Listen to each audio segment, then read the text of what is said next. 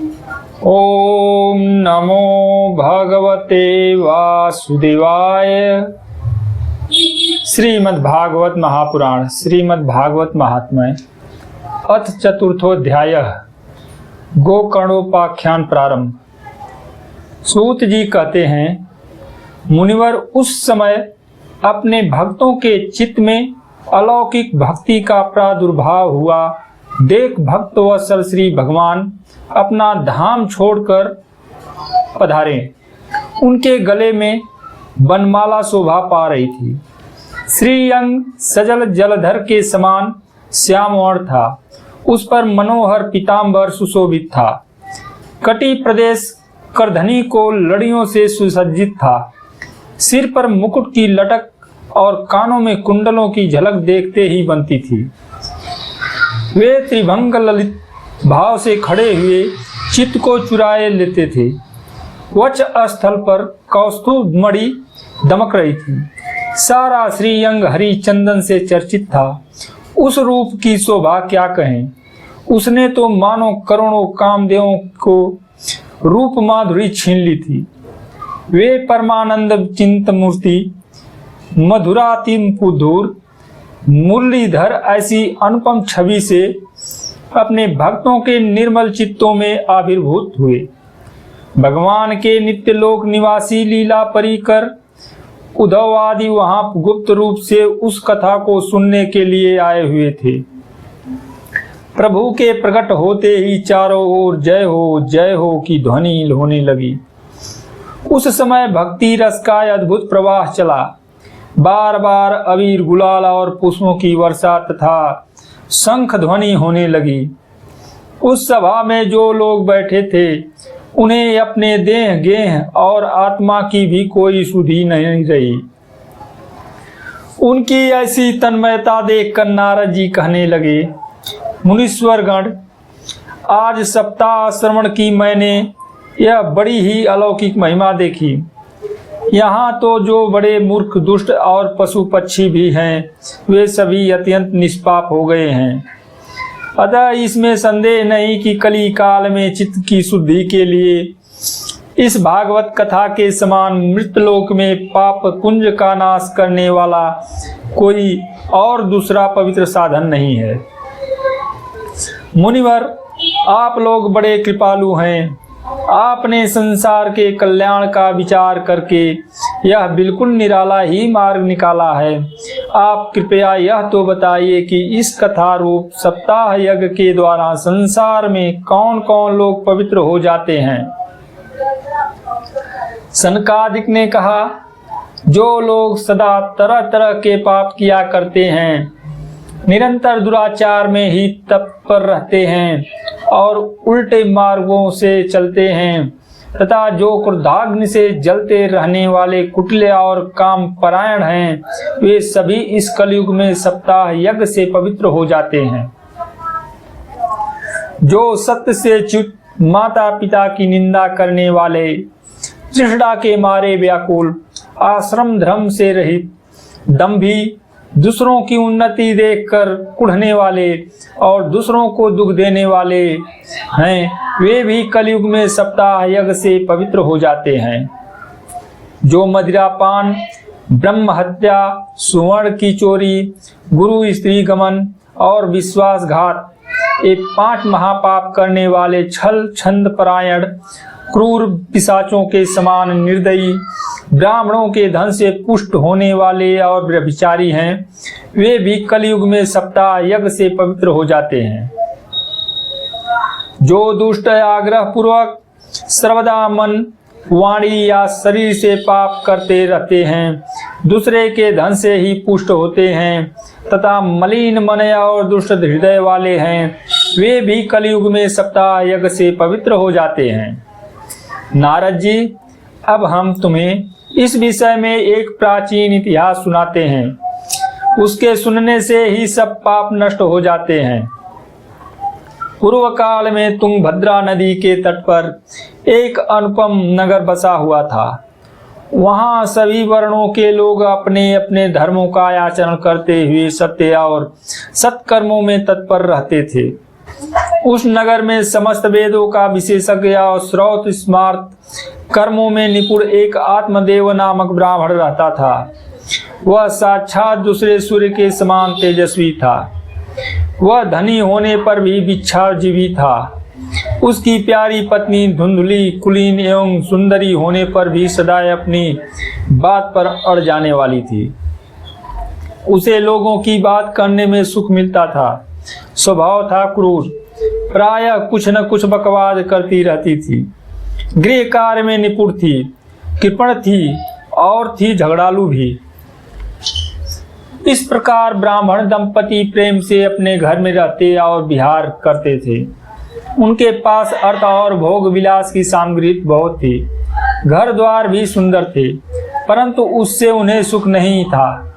जब अवस्था बहुत ढल गई तब उन्होंने संतान के लिए तरह तरह के पुण्य कर्म आरंभ किए और वे दीन दुखियों को गौ, पृथ्वी, सुवर्ण और वस्त्रादि दान करने लगे। इस प्रकार धर्म मार्ग में उन्होंने अपना आधा धन समाप्त कर दिया, तो भी उन्हें पुत्र या पुत्री किसी का भी सुख देखने को नहीं मिला। इसलिए अब वह ब्राह्मण बहुत ही चिंतातुर रहने लगा। एक दिन वह ब्राह्मण देवता बहुत दुखी होकर घर से निकलकर वन को चल दिया। दोपहर के समय उसे प्यास लगी, इसलिए वह एक तालाब पर आया। संतान के अभाव के दुख ने उसके शरीर को बहुत सुखा दिया था, इसलिए थक जाने के कारण जल पीकर वह वहीं बैठ गया। 2 घड़ी बीतने पर वहां एक सन्यासी महात्मा आए। जब ब्राह्मण देवता ने देखा कि वे जल पी चुके हैं, तब वह उनके पास गया और चरणों में नमस्कार करने के बाद सामने खड़े होकर लंबी लंबी सांसें लेने लगा। सन्यासी ने पूछा, कहो ब्राह्मण देवता, रोते क्यों हो? ऐसी तुम्हें क्या भारी चिंता है? तुम जल्दी ही मुझे अपने दुख का कारण बताओ। ब्राह्मण ने कहा, महाराज, मैं अपने पूर्व जन्म के पापों से संचित दुख का क्या वर्णन करूं? अब मेरे पितर मेरे द्वारा दी हुई जलांजलि के जल को अपनी चिंता जनित सांस से कुछ गर्म करके पीते हैं। देवता और ब्राह्मण मेरा दिया हुआ प्रसन्न मन से स्वीकार नहीं करते। संतान के लिए मैं इतना दुखी हो गया हूँ कि मुझे सब सूना ही सूना दिखाई देता है। मैं प्राण त्यागने के लिए यहाँ आया हूँ। संतानहीन जीवन को धिक्कार है, संतानहीन गृह को धिक्कार है, संतानहीन धन को धिक्कार है और संतानहीन कुल को धिक्कार है। मैं जिस गाय को पालता हूँ वह भी सर्वथा बांझ हो जाती है। जो पेड़ लगाता हूँ उस पर भी फल फूल नहीं लगते। मेरे घर में जो फल आता है वह भी बहुत जल्दी सड़ जाता है। जब मैं ऐसा अभागा और पुत्रहीन हूँ, तब फिर इस जीवन को ही रखकर मुझे क्या करना है? यों कहकर वह ब्राह्मण दुख से व्याकुल हो उन सन्यासी महात्मा के पास फूट फूट कर रोने लगा। तब उन यतिवर के हृदय में बड़ी करुणा उत्पन्न हुई। वे योगनिष्ठ थे। उन्होंने उसके ललाट की रेखाएं देखकर सारा वृतांत जान लिया। फिर उसे विस्तार पूर्वक कहने लगे। सन्यासी ने कहा, ब्राह्मण देवता, इस प्रजा प्राप्ति का मोह त्याग दो। कर्म की गति प्रबल है। विवेक का आश्रय लेकर संसार की वासना छोड़ दो। विप्रवर सुनो, मैंने इस समय तुम्हारा एक प्रारब्ध देखकर निश्चय किया है कि 7 जन्म तक तुम्हारे कोई संतान किसी प्रकार नहीं हो सकती। पूर्व काल में राजा सगर एवं अंग को संतान के कारण दुख भोगना पड़ा था। ब्राह्मण, अब तुम कुटुंब की आशा छोड़ दो। संन्यास में ही सब प्रकार का सुख है। ब्राह्मण ने कहा, महात्मा जी, विवेक से मेरा क्या होगा? मुझे तो बलपूर्वक पुत्र दीजिए, नहीं तो मैं आपके सामने ही शोक मूर्छित होकर अपने प्राण त्यागता हूँ। जिसमें पुत्र पुत्री स्त्री आदि का सुख नहीं है, ऐसा संन्यास तो सर्वथा निरस ही है। लोक में सरस तो पुत्र पत्रादि से भरा भूरा गृहस्थ आश्रम ही है। ब्राह्मण का ऐसा आग्रह देखकर उन तपोधन ने कहा, विधाता के लोक को मिटाने का हठ करने से राजा चित्रकेतु को बड़ा कष्ट उठाना पड़ा था। इसलिए दैव जिसके उद्योग को कुचल देता है, उस पुरुष के समान तुम्हें भी पुत्र से सुख नहीं मिल सकेगा। तुमने तो बड़ा हठ पकड़ रखा है और अर्थी के रूप में तुम मेरे सामने उपस्थित हो। ऐसी दशा में मैं तुमसे क्या कहूँ। जब महात्मा जी ने देखा कि यह किसी प्रकार अपना आग्रह नहीं छोड़ता, तब उन्होंने उसे एक फल देकर कहा, इसे तुम अपनी पत्नी को खिला देना, इससे उसके एक पुत्र होगा।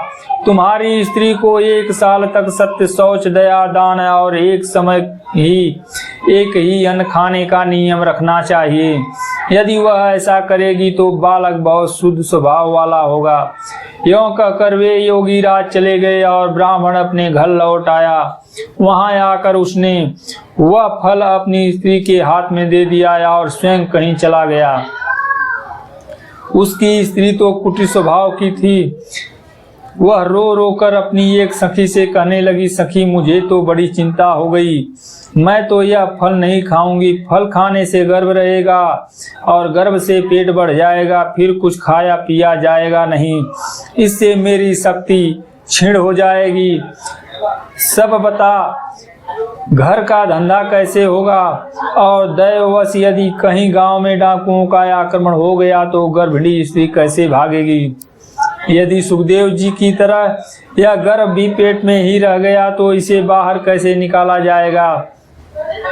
और कहीं प्रसव काल के समय वह टेढ़ा हो गया तो फिर प्राणों से ही हाथ धोना पड़ेगा। यों भी प्रसव के समय बड़ी भयंकर पीड़ा होती है। मैं सुकुमारी भला यह सब कैसे सह सकूंगी? मैं जब दुर्बल पड़ जाऊंगी तब नंद रानी आकर घर का सब माल मत्ता समेट ले जाएगी और मुझसे तो सत्य शौचाज नियमों का पालन होना भी कठिन ही जान पड़ता है। जो स्त्री बच्चा जन्मती है उसे उस बच्चे के लालन पालन में भी बड़ा कष्ट होता है। मेरे विचार से तो संध्या या विधवा स्त्रियां ही सुखी हैं। मन में ऐसे ही तरह तरह के कुतर्क उठने से उसने वह फल नहीं खाया। जब उसके पति ने पूछा फल खा लिया, तब उसने कह दिया हाँ खा लिया। एक दिन उसकी बहन अपने आप ही उसके घर आई। तब उसने अपनी बहन को सारा वृतांत सुनाकर कहा कि मेरे मन में इसकी बड़ी चिंता है। मैं इस दुख के कारण दिनों दिन दुबली हो रही हूँ। बहन मैं क्या करूँ? बहन ने कहा, मेरे पेट में बच्चा है, प्रसव होने पर वह बालक मैं तुझे दे दूंगी। तब तक तू गर्भवती के समान घर में गुप्त रूप से सुख से रह। तू मेरे पति को कुछ धन दे देगी तो वे तुझे अपना बालक दे देंगे, जिससे सब लोग यही कहेंगे कि इसका बालक 6 महीने का होकर मर गया और मैं नित्य प्रति तेरे घर आकर उस बालक का पालन पोषण करती रहूंगी।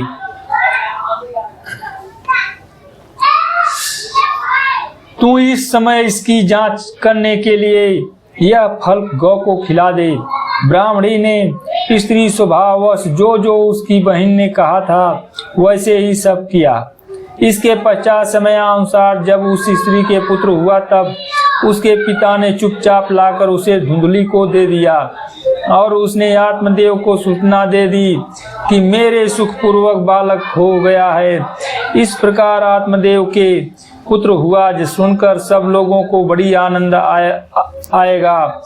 ब्राह्मण ने उसका जात कर्म संस्कार करके ब्राह्मणों को दान दिया। उसके द्वार पर गाना बाजा अनेक प्रकार के मांगलिक कृत्य होने लगे।